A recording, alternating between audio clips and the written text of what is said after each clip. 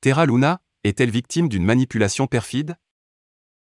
Plusieurs théories sont émises sur l'affaire de la crypto-monnaie Luna et de sa blockchain Terra. Le crash a fait naître plusieurs rumeurs.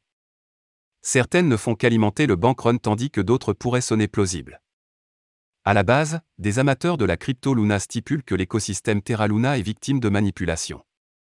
Ces derniers estiment qu'il est quasi impossible que la crypto et tout son écosystème incluant son stablecoin aient été entraînés soudainement dans l'un des plus gros cracks de crypto de tous les temps. En effet, la crypto Luna avait la cote, et son stablecoin n'était pas aussi ébranlable. Alors, qu'en est-il? La manigance à la Soros. À certains utilisateurs de Twitter de remarquer que cette affaire est similaire à la manigance de George Soros qui s'est déroulée en 1992 à la Banque d'Angleterre. Voici ce que supposent ces personnes: une baisse de liquidité au niveau du blockchain a été initiée expressément.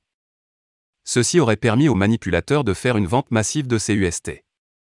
De leur côté, les gardes de la blockchain Terra ont été contraints de revendre des bitcoins de réserve pour maintenir la stabilité de leur UST. Toute cette manigance a fait paniquer les utilisateurs et a résulté en plusieurs actions défavorables pour Terra Luna dont le blocage des retraits. Quelques géants impliqués. Certains supposent que Gemini aurait initié la manigance en prêtant des sommes très élevées de Bitcoin à BlackRock et Citadel. Cette théorie stipule que ces trois géants ont fait le nécessaire pour soutirer le maximum de fonds. Bien entendu, tout ce qui a été dit dans cette version des faits a été démenti par Gemini.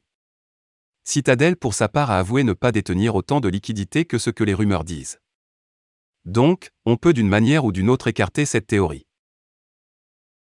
Théorie du complot ou vérité? Investir dans les crypto-monnaies est une entreprise qui a son lot d'avantages, mais qui présente aussi ses inconvénients.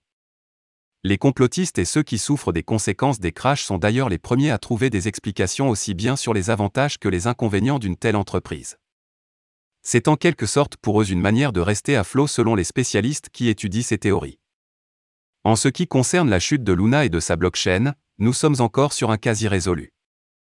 On ne sait pas avec exactitude jusqu'ici ce qui a pu vraiment déclencher cette perte massive au niveau de l'écosystème. Seulement, les validateurs et les gérants sont maintenant en train de travailler pour voir ce qui est possible de résoudre dans cette équation. Les théories viennent de toutes parts, et les rumeurs remplissent les tableaux. Attendons les annonces officielles pour réellement savoir ce qui s'est passé. Les investisseurs de Terra ont prétendu que l'exercice de vote en cours pour faire renaître le réseau Luna est truqué par Do Kwon. Les investisseurs de Terra se sont tournés vers diverses plateformes de médias sociaux pour critiquer l'exercice de vote qui déterminera si une nouvelle chaîne Terra sera créée. Près de 24 heures après que Terraform Lab a lancé une proposition permettant à la communauté de décider si une nouvelle chaîne sera créée ou non sans le stablecoin algorithmique, plus de 148 millions de votes ont été enregistrés, la grande majorité des électeurs ayant opté en faveur de l'initiative. Selon les données de Terra Station, sur les 148,57 millions de votes enregistrés à ce jour, 115 millions de votes représentant 77,99% sont favorables à la création d'une nouvelle chaîne Terra. Cependant, les votes non avec veto représentent 20,28% du total des votes recueillis. Bien qu'il soit prudent de dire qu'avec les résultats obtenus jusqu'à présent, la grande majorité des membres de la communauté Terra sont favorables à l'idée que l'équipe devrait créer une nouvelle chaîne sans le stablecoin algorithmique UST, les opinions sur diverses plateformes de médias sociaux disent le contraire. Les réactions négatives suivent le vote en cours sur la proposition de Terra. De nombreux investisseurs de Terra pensent que le vote est truqué par l'équipe de Terraform Lab dirigée par Do Kwon, le PDG et fondateur de la société, dans le but de répondre à son intention de créer une nouvelle chaîne et de nouveaux jetons Luna sans le stablecoin qui a perdu son rattachement à l'USD. Certains utilisateurs ont affirmé que quelques secondes après le début du vote, comme annoncé par l'équipe de Terra, plus de 10 millions de votes en faveur de la proposition avaient été enregistrés. Sur cette base, ils ont fait valoir que l'exercice de vote était truqué pour favoriser l'objectif de l'équipe de créer une nouvelle chaîne et des pièces Luna. D'autres utilisateurs, qui ont également appelé l'équipe Terra pour avoir manipulé l'exercice de vote, ont déclaré qu'ils souhaitaient que les anciens jetons Luna soient brûlés pour augmenter leur valeur au lieu que l'entreprise crée une nouvelle chaîne avec de nouveaux jetons Luna. Nous ne voulons pas d'une nouvelle chaîne, nous voulons brûler Luna. Ne devenez pas scam, fac voter. Cela ressemble à un faux vote tout sur Twitter a dit brûler. Un autre utilisateur a exprimé ses inquiétudes, le Luna DAO a un comportement louche. Le vote est truqué en faveur des développeurs. Nous avons besoin de la brûlure. Pendant ce temps, mis à part l'explosion sur la plateforme de microblogging Twitter, les investisseurs de Terra ont également critiqué l'exercice de vote sur Reddit. Un Redditor avec le nom d'utilisateur Surya Sharma a noté que la décision prise par l'équipe Terra lors de l'exercice de vote montre que Kwon est coupable. Il souligne que 16 347 621 votes ont été affichés en faveur de fork en 11 minutes.